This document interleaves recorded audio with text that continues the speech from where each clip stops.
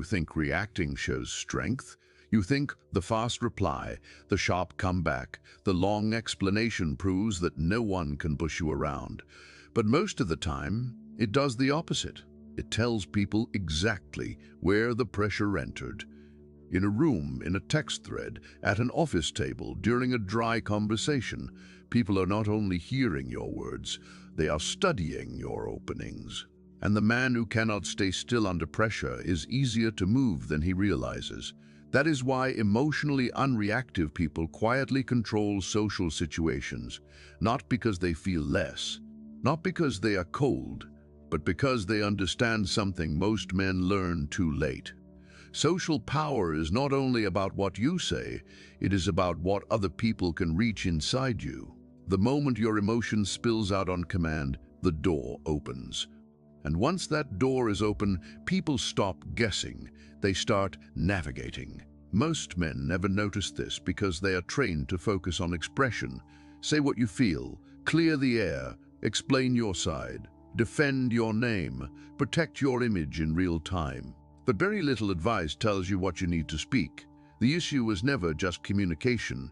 The issue was exposure. Once people learn how quickly they can make you explain, chase, justify, or react, they do not need authority over you.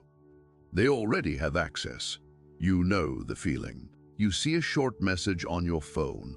No warmth, no effort. Just enough distance to make your chest tighten. Your mind starts writing answers before your hands even move.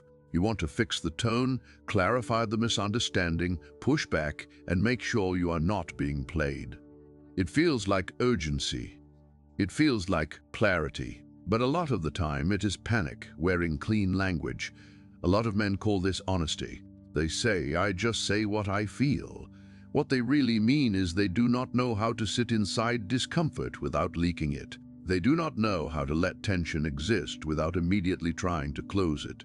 So the moment pressure enters the room, they start throwing out words like a man trying to stop a flood with paper. You are not being honest. You are losing control. That is the part almost nobody wants to admit. The fast reply is often not courageous. The long explanation is often not mature. The emotional paragraph at midnight is usually not depth. It is fear.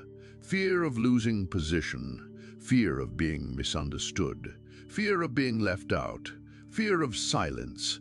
Fear of not being chosen. And people can feel that fear even when your words sound composed. Watch how this happens in real life. Someone goes cold on you. Maybe a woman, maybe a friend, maybe a coworker whose tone suddenly changes. You feel the shift, and instead of observing it, you rush to close the gap. You send more. You explain more. You soften your delivery. You become easier to reach. You think you are protecting the connection. What you are really doing is teaching them that distance makes you work harder. You are not being kind. You are afraid of losing access. That is where the locked door starts to matter. Social power often belongs to the person whose inner door stays closed until they choose otherwise. Not shut from bitterness, not slammed from pain, just locked with intention. You do not get panic from me because you changed your tone. You do not get instant access because you withheld attention. You do not get a performance just because you created pressure. That is why real silence unsettles people. Not fake silence, not dramatic silence, real silence. The kind that comes from a mind that refuses to explain itself on command. The kind that says, without saying it, you do not get full access to me just because you pulled on the right nerve. You sit in your car after a strange conversation. The engine is off. The screen on your phone lights up and goes dark again. You replay one sentence they said and 10 things you wish you had said back. Your jaw is tight. The night is quiet.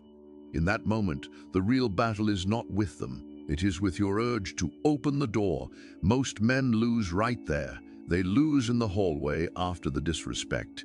They lose at the family dinner when someone makes a small joke and everyone smirks. They lose in the office when a coworker talks over them, and they rush to prove a point.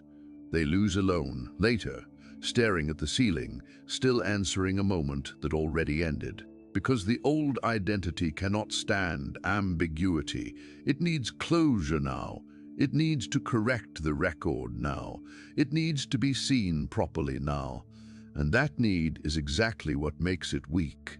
You said you were too nice, but you were really afraid of conflict. That is where the first illusion breaks. You thought emotional reaction gave you presence. In reality, it gave people a map. Every fast defense showed them where your pride lives. Every extra message showed them where your fear begins. Every visible hurt handed them one more key to the door you should have protected. And some people do study that, quietly, closely. They learn what makes you explain, chase, soften after being ignored, or get angry in public. Then they do not need force. They already know the route. That is why emotionally unreactive people feel heavier in a room, not louder, heavier. They say less, and nobody feels invited to test them. Their face does not give the room a full report. Their voice does not rush to repair tension. They make people wonder instead of making people certain. The moment people can easily predict your emotional pattern, part of your power is gone. Watch the difference in one simple scene. Two men receive the same public insult, same room, same audience, same status. One reacts immediately. He laughs too hard, speaks too much, then sharpens his tone to recover. You can feel the heat on him. The other man looks up, says very little, and lets the moment sit there. Same insult, different structure. The first man tries to win the moment. The second man controls what the moment can take from him. That is what most people misunderstand about power. Power not only changes behavior, it changes what pressure can do to you. That is why some men leave situations drained, while others leave with their shape intact. The pressure was not the whole story, the structure was. And being emotionally unreactive does not mean feeling less. Sometimes it means feeling everything and still refusing to perform it for people who did not earn access. The chest still tightens, the ego still stings, the mind still races. But none of that gets handed out like free information. That is discipline. You stand in the bathroom after a bad reaction, cold light over the mirror. You hear your own voice from an hour ago, and it sounds different now.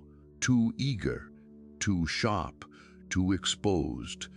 That moment hurts because it shows you the truth. You were not only hurt by what happened, you were hurt by how much of yourself you revealed while it was happening. You did not hate silence. You hated what silence forced you to see. That is pressure cycle 1, the need to answer, explain, repair, and rescue your image the second it feels unstable. It looks small, but it shapes everything. Because once people learn you cannot hold tension, they start using tension on you. Sometimes on purpose, sometimes without thinking. Either way, the result is the same. You become easier to steer. Then comes cycle 2, anger mistaken for strength. A lot of men think emotional heat is power because it creates movement. The voice gets stronger, the eyes harden, the body leans forward. It feels solid. But most anger in social situations is not controlled. It is painful moving too fast. And fast pain is easy to read. Someone cuts you off at the office table. You feel your face change before you speak. You jump in harder. Now it is no longer about the point. It is about restoring rank. Everyone could feel it. That was not confidence. That was emotion without discipline. Real control is quiet enough to be missed by emotional people.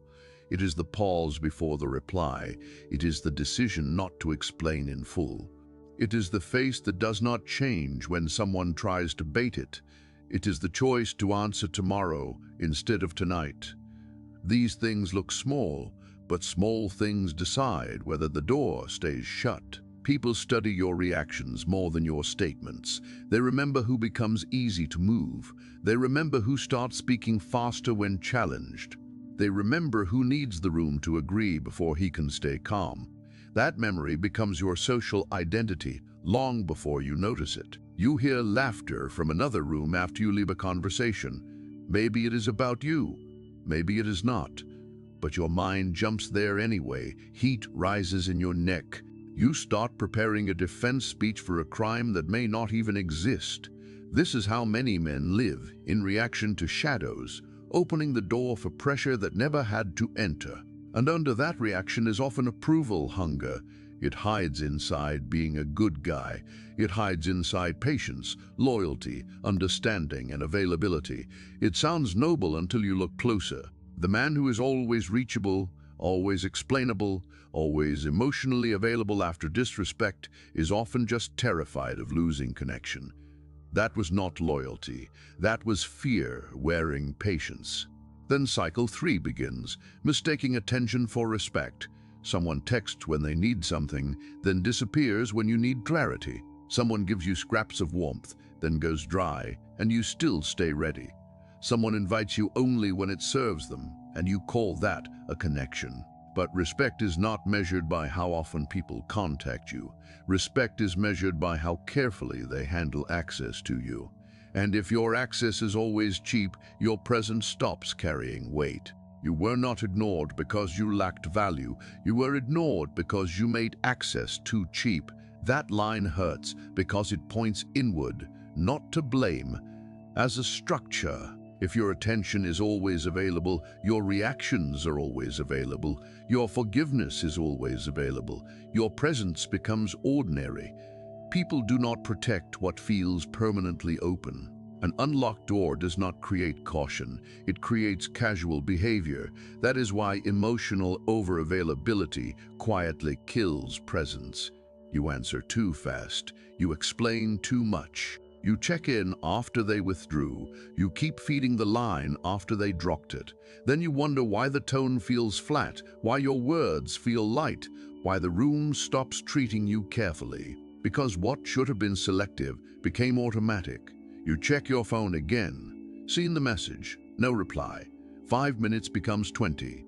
20 becomes 2 hours. Your hand reaches for the screen again, even though nothing has changed. This is not just waiting.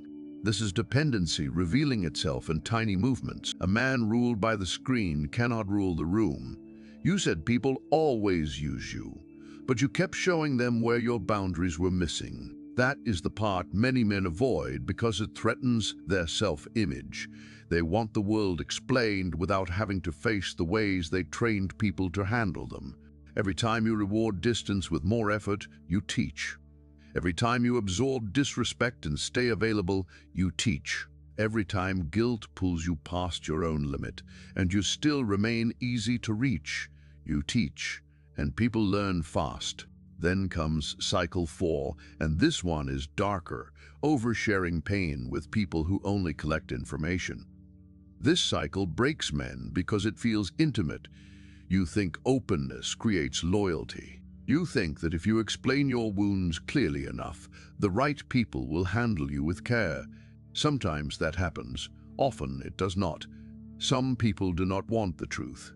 They want access. They ask the right questions, mirror your tone, make you feel seen, and all the while they are learning the structure of your interior. Later, when conflict appears or power shifts, those same details return in a sharper form. You thought you were building closeness. In some cases, you were giving them a manual. This does not mean become numb. It means to become selective. There is a difference between being real and being exposed. Real is grounded. Exposed is open in the wrong place. Real keeps the locked door and chooses who enters. Exposed leaves it swinging because being seen feels better than being protected. A lot of what men call trust is not trust at all. It is a hunger for acceptance. You did not trust them. You just wanted to be chosen. That is one of the hardest truths in this whole game. Men tell too much too soon to people who have not earned the weight of what they are being given. Then, when it turns against them, they call the world cruel. Sometimes the world is cruel. But sometimes you offered your interior to anyone who knocked. This is where identity has to change. You stop trying to be understood by everyone and start becoming unreadable to the wrong people. Not mysterious for effect, not cold for the image, just disciplined, just private enough that random pressure cannot reach the center. That shift changes everything because it changes your response time, your boundaries, your language, your decisions, and eventually your social atmosphere. You delay the reply instead of feeding the panic. That delay gives you a small pocket of space. Space gives you judgment. Judgment reduces emotional leaks. Fewer leaks make your presence feel heavier. A heavier presence creates cleaner boundaries. Cleaner boundaries change how people approach you. That is how power compounds, not in speeches, in repeated control over small moments. From the outside, it looks simple. You do not answer bait right away. You let the room go quiet after the passive-aggressive line. You do not explain your whole history at the first sign of tension. You notice patterns instead of chasing promises. You stop handing your emotions to people just because they know how to trigger them. None of this is dramatic. That is exactly why it works. This is the framework. React second, not first. Protect emotional information. Say less in conflict. Observe patterns over words. Withdraw easy access. Separate feeling from decision. Let people reveal themselves without interrupting the process by over-explaining. A man who cannot pause cannot see clearly, and a man who cannot see clearly will call impulse sincerity. You sit with a message and do nothing for a while. The old version of you feels weak for not replying fast. But then something changes. Your mind gets clearer. The heat drops. The need to win the moment starts fading, and when you finally answer, if you answer at all, it comes from choice instead of pressure. That is what a locked door does. It gives you time to decide who enters. Over time, people feel the difference. The manipulator feels less grip. The passive-aggressive person gets less reward. The attention game stops paying the same way. The room becomes harder to play through you. You become harder to classify, harder to bait, harder to shame into performance. Not because you are acting powerful, but because you stopped outsourcing your center to every shift in tone, every delayed reply, every little sting to the ego. That is when calm starts to look like dominance. Quietly, not in a fake theatrical way, in a real way.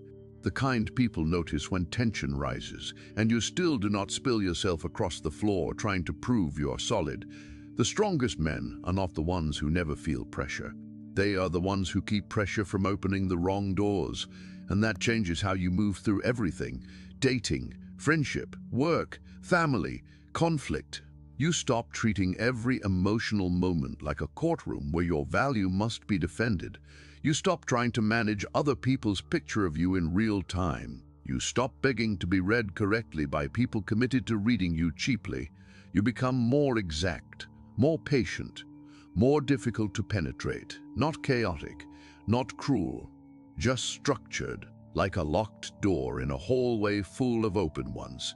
That is why emotionally unreactive people quietly control social situations, not because they dominate every room with force, not because they are emotionally empty, but because they refuse to keep surrendering the one thing most people spend their whole lives seeking: inner access. If this felt precise, take it into your week. Say less once when the old version of you wants to explain. Delay one reaction that usually owns you. Watch one pattern without interrupting it. Protect one part of your interior that used to be publicly available, because the moment you stop leaving the door open, people stop meeting a different man.